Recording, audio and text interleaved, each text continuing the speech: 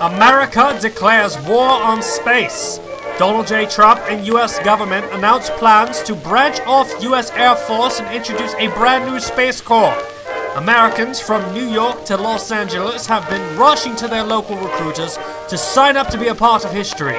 Go to your local recruiter and join today to defend the desert plains of Mars, liberate the moons of Saturn, and spread American democracy throughout the cosmos. America! Spreading freedom at home and the cosmos near you. This week, the United States House Armed Services Committee submitted legislation to create a new branch of the U.S. military that would focus on dealing with national security issues outside of Earth's atmosphere. Democrat Jim Cooper of Tennessee and Republican Mike Rogers of Alabama described the legislation as a bipartisan acknowledgement that the strategic advantages we derive from our national security space systems are eroding. We are convinced that the Department of Defense is unable to take the measures necessary to address these challenges effectively and decisively, or even recognize the nature and scale of its problems. The statement continues on by saying we must act now to fix national security space and put in place a foundation for defending space as a critical element of national security.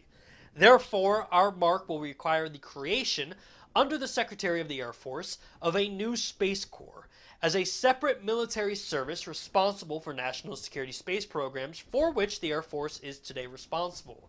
We view this as a first but critical step in fixing the national security space enterprise. Currently, there are 5 branches of the U.S. military: Army, Navy, Marine Corps, Air Force, and the Coast Guard.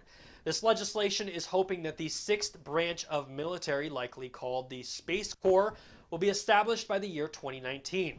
So, aliens! If you're watching this, kindly don't attack Earth to the year 2019. Thanks. Working on this week's episode, I've been reading a lot about Space Corps, and a lot of members of Congress bring up good points. The fact that, we have all these satellites in space, and no one's really focusing on just protecting them. And all it really takes is like 1 or 2 satellites to be taken out, and our entire infrastructure is down. I mean, just look at your smartphone. If someone took down a satellite, knocking down all smartphones in the United States, how would we live? Yes, there was a time before this beautiful masterpiece of technology existed. But let's be honest, I'm not going to go back to balancing a checkbook. I'm not going to go back to opening a map and finding out where I need to go. And if it takes the United States having a Space Corps to keep my iPhone online, oorah. In Washington, Space Corps does have its critics. Air Force Secretary Heather Wilson had this to say: "The Pentagon is complicated enough.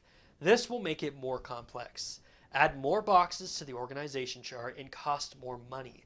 And if I had more money, I'd put it toward lethality, not bureaucracy. I don't need another chief of staff and another 6 deputy chiefs of staff." The current Air Force Chief of Staff, David Goldfein, had this to say about Space Corps: "Right now, as we're making this transition to get us anchored into a discussion about organizational charts, while we're right now trying to improve lethality and warfighting going forward. Quite frankly, this would slow us down." A few other articles endorsing Space Corps had kind of the same narrative, and I was kind of shocked by this. They said that with the expansion of space exploration and how we're planning on colonizing other planets, someone's got to police the universe. And honestly, this is where you kind of lose me. Because when I think of planet colonization and exploring the universe, I think of that as a global issue. It should not be one country's job, or nor should one country think that they have the right to rule the universe. Also, the people writing that this is Donald Trump's agenda and he wants to build a Death Star and rule the galaxy and rule the world. You gotta understand, the Death Star would cost like $825 quadrillion to build. We're not even talking about operate. We're talking about to build. $825 quadrillion. Although I feel like I can see the tweet now. "I'm gonna build a Death Star so huge, it's gonna be the best Death Star you've ever seen." George Lucas called me up the other day and said, "Donald, how do you build Death Stars so great? And the catch is, I'm gonna make the aliens pay for it."